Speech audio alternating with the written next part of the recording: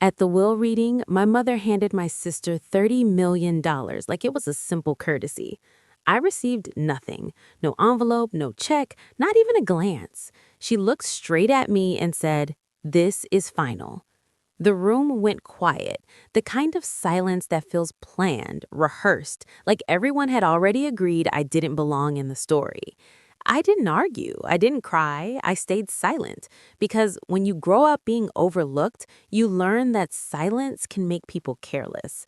My sister smiled across the table, already counting money that wasn't even in her account yet. My father avoided my eyes. My mother folded her hands, calm and satisfied, as if she had just closed a chapter. Then the lawyer stood up. He didn't look at my sister. He didn't look at the money. He looked at my mother and said there was one sealed document my grandfather ordered him to read only if I was present. That was the moment everything changed. My name is Hannah Miller, and I was 31 years old when my family decided in a single room that I was worth nothing on paper. The conference room was cold, in that quiet, professional way lawyers seem to prefer. A long wooden table, bottled water no one touched, a city skyline framed neatly through the window, as if reminding us that life outside this room would go on no matter what happened inside it. My sister, Emily, sat across from me, perfectly relaxed, legs crossed, her phone face down on the table, like she didn't need it anymore. My mother, Linda, sat beside her, back straight, chin lifted, wearing the same composed smile she used at charity events.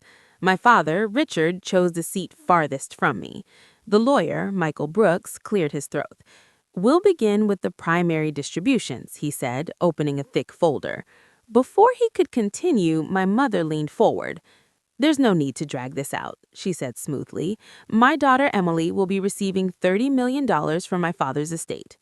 Emily let out a small, controlled breath, pretending she was surprised. The room filled with murmured congratulations, soft laughter, the sound of a happy ending being rehearsed. Then Michael paused. "And Hannah," he began. "She gets nothing." My mother interrupted, turning to me. "Your grandfather made his wishes very clear. You chose your own path. This is final." Her words landed calmly, precisely like they'd been practiced. I felt my pulse slow instead of spike. No shock, no disbelief, just recognition. This was the moment everything I'd lived through finally had a number attached to it. 0. Emily glanced at me, a quick look that was half pity, half victory. My father stared at the table as if the wood grain suddenly required his full attention. Michael hesitated, just for a second. I noticed it because my mother did too. "Is there a problem?" she asked. Michael closed the folder. "There may be," he said quietly, and for the first time that morning, my mother's smile slipped. For a few seconds after Michael spoke, no one moved. It was the kind of pause that stretches longer than it should, heavy and uncomfortable, like the air itself was waiting for permission to circulate again. My mother was the first to recover. "There is no problem," she said clippedly. Professional, the voice she used when she wanted a conversation to end on her terms. "We have already handled everything that matters. Let's not turn this into a performance." She turned toward me slowly, deliberately, as if offering me one last chance to embarrass myself. "Well," she asked, "do you have something to say, Hannah?" All eyes shifted to me. This was the moment they expected tears or anger or a shaky speech about fairness and family. My mother had always believed emotions were weaknesses you could use against someone if you waited long enough. I gave her none of it. "I'm here to listen," I said quietly. "That's all." Emily frowned. "You're being dramatic," she said, forcing a small laugh. "This is already uncomfortable. Just say whatever you're going to say." "I don't need to," I replied. That was when I noticed it, the subtle change in the room. My father stopped tapping his fingers. Emily shifted in her chair, her knee bouncing once before she stilled it. My mother's eyes narrowed just a fraction. Silence made them nervous. Michael cleared his throat again, but this time he didn't open the folder in front of him. Instead, he closed it carefully, as if setting something aside. "Mrs. Miller," he said, looking directly at my mother, "your father left instructions that supersede the documents you're referencing." Linda's smile hardened. My father was old, she said. He signed papers he didn't fully understand. That happens. Michael nodded once, acknowledging the statement without agreeing, which is why these instructions were documented, reviewed, and sealed under legal supervision. He bent down and opened his briefcase. The sound of the zipper felt unnaturally loud. When he placed the envelope on the table, it wasn't dramatic, no flourish, just a thick cream-colored package sealed and labeled in neat, familiar handwriting. I recognized it instantly. My grandfather's. Emily leaned forward. "Why have we never seen that before?" "Because," Michael said evenly, "you were never meant to." My mother pushed back her chair and stood up. "This is inappropriate," she said sharply. "There is no second document. If there were, I would know about it." Michael didn't look at her. "This document," he continued, "was sealed at your father's request. It was to be opened only if all immediate family members were present." He paused, "and only if Hannah was in the room." The color drained from my mother's face. For the first time since I'd walked in, she looked uncertain, not angry, not offended, but caught off guard. I stayed silent, and that silence, I realized, was doing more damage than any argument ever could. My mother took a step toward the table, palms pressed flat against the wood, as if she could physically stop what was about to happen.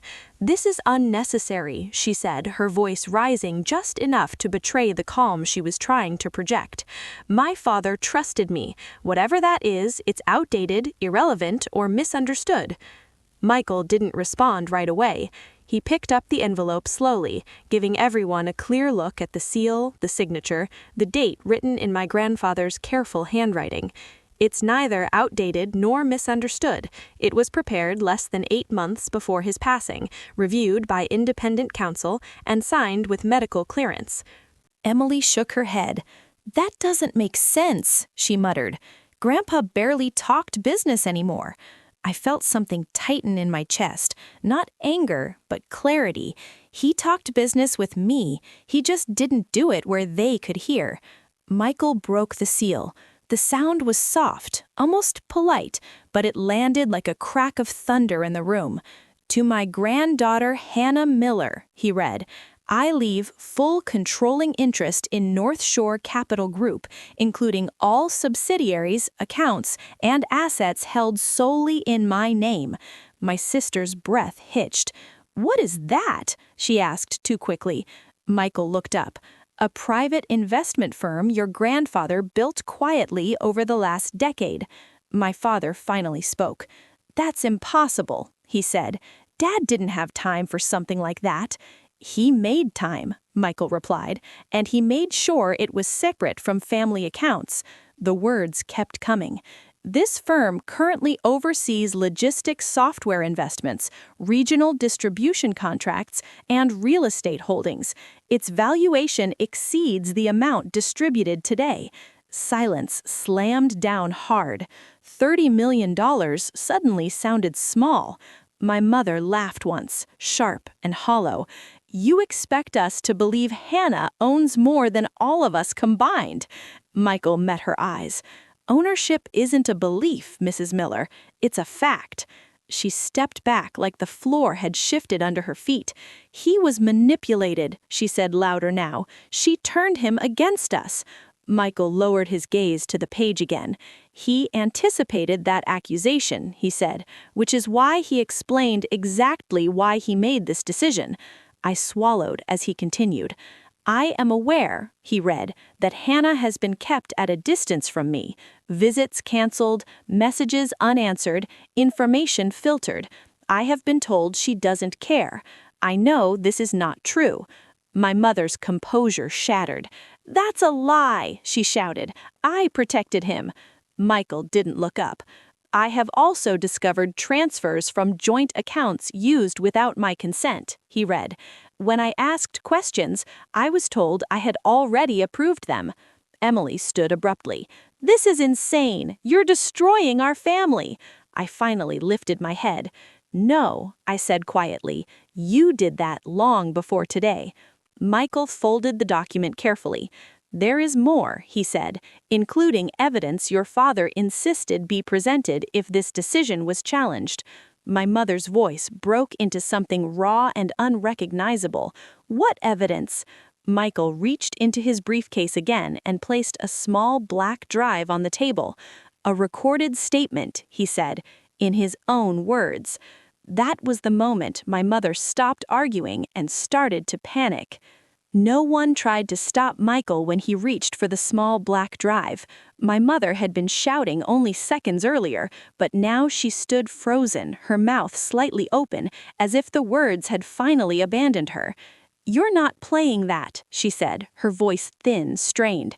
"You can't just ambush us with some recording." Michael looked at her calmly. "Your father requested that this be shown if his decisions were questioned." My father shifted in his chair. "This is unnecessary," he muttered.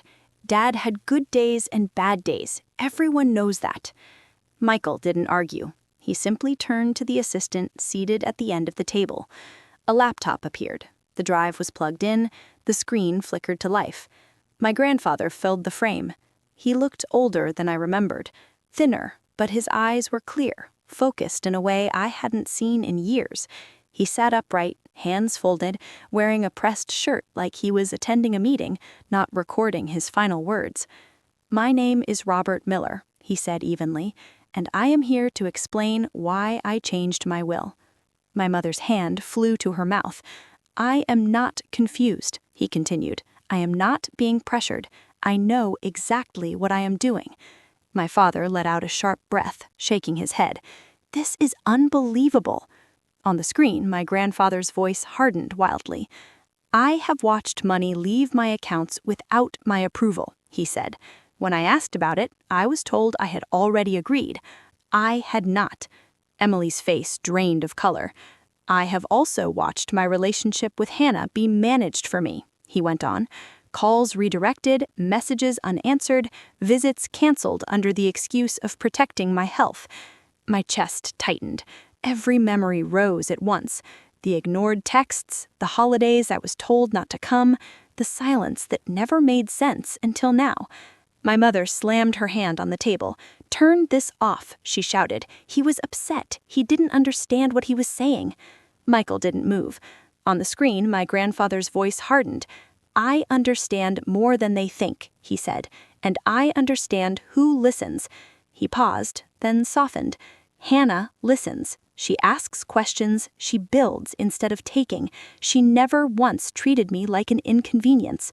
I felt my eyes burn, but I didn't look away. "That is why North Shore Capital Group belongs to her," he said. "Every share, every account." The room was silent, except for the low hum of the laptop. My mother's composure finally cracked. "This is not fair," she screamed, "after everything we did for him." My grandfather's face filled the screen one last time. "If you are watching this," he said, "it means you are trying to take what does not belong to you." The video ended. No one spoke. And for the first time in my life, the truth didn't whisper. It stood up and demanded to be heard.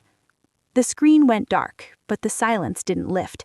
It pressed down on the room, heavy and final. My mother was breathing fast now, short, shallow breaths like she was trying to outrun what had already caught her. My father stared at the blank laptop, his fingers tapping against the table in a rhythm that didn't make sense anymore. "This doesn't prove anything," he said at last, though his voice lacked conviction. "People say things when they're emotional." Michael closed the laptop gently, as if giving my grandfather the dignity of a proper goodbye. "The recording is dated, time-stamped, and accompanied by a medical evaluation confirming full capacity," he said. "But that isn't all." My mother snapped her head up. "Of course it isn't," she said bitterly. "You wouldn't stop at humiliating us." "This isn't about humiliation. It's about documentation." He slid a thin stack of papers across the table. Bank statements, transfer records, authorization logs. "I petitioned the court for a forensic review of the joint accounts after your father raised concerns," Michael continued. "These documents show repeated transfers made under power of attorney for expenses unrelated to his care." Emily leaned forward, clutching the edge of the table. "That money paid for family things." Michael didn't look at her. luxury travel, vehicle leases, personal branding expenses. My mother's voice rose again. We took care of him. We sacrificed. And the court will consider that, Michael said evenly, but it will also consider timing, frequency, and consent. He turned to me for the first time since the video ended. Hannah, your grandfather anticipated a challenge. He authorized me to file the sealed document immediately if his intent was questioned. My heart thudded. What happens now? I asked. Michael's answer was calm, professional, and devastating. The court will recognize your controlling interest in North Shore Capital Group. If the will is contested, these records become public. Emily's grip tightened. Public? Michael nodded. Yes, including the transfers, the recording, and the medical evaluations. My mother sank back into her chair as if her legs had finally given out. For the first time, she wasn't arguing. She wasn't commanding. She was calculating. And I realized then that this wasn't about love or betrayal anymore. It was about evidence. And evidence doesn't care who raised you. It only cares about what can be proven. They didn't contest the will, not officially, not publicly. Michael filed the sealed document the following week along with the recording, the medical clearance, and the preliminary financial review. Once the paperwork moved out of that conference room and into the court system, the confidence my parents had lived on for decades began to evaporate. What followed wasn't dramatic. There were no shouting matches, no final confrontations, just consequences.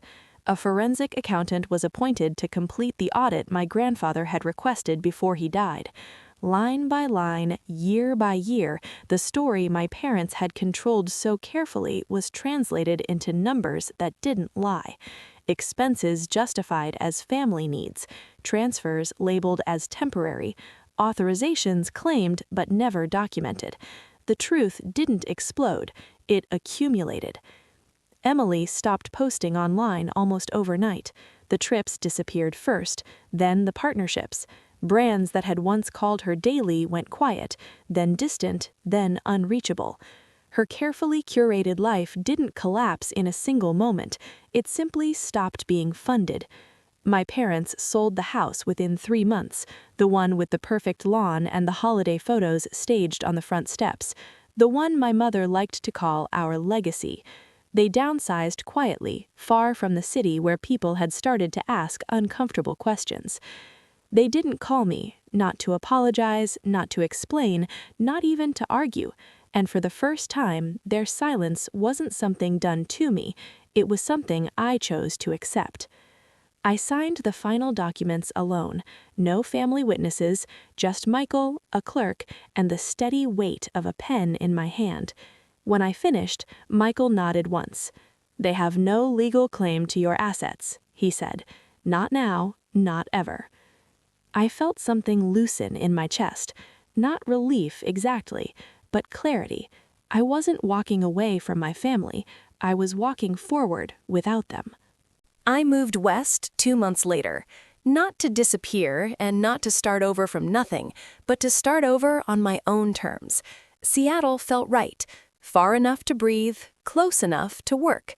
North Shore Capital Group already had a small office there, a handful of people who had been quietly doing real work long before my family ever knew the company existed. The first week, no one treated me like an inheritance. They treated me like a responsibility. There were spreadsheets to review, contracts to understand, partners who wanted to know whether I was serious or just another name on a document. I welcomed that. For the first time in my life, I wasn't being evaluated on how well I fit a family image, but on whether I paid attention, asked the right questions, and followed through. And I did. We didn't chase flash. We focused on stability, helping mid-size logistics companies streamline operations, helping regional distributors survive markets that didn't forgive mistakes. I remembered my grandfather's voice every time we made a decision. Build something useful, something that lasts. I set up a small scholarship fund in his name, quietly, without announcements or press releases. just opportunities for students who reminded me a little too much of myself, curious, overlooked, and underestimated. Emily emailed me once during that first year.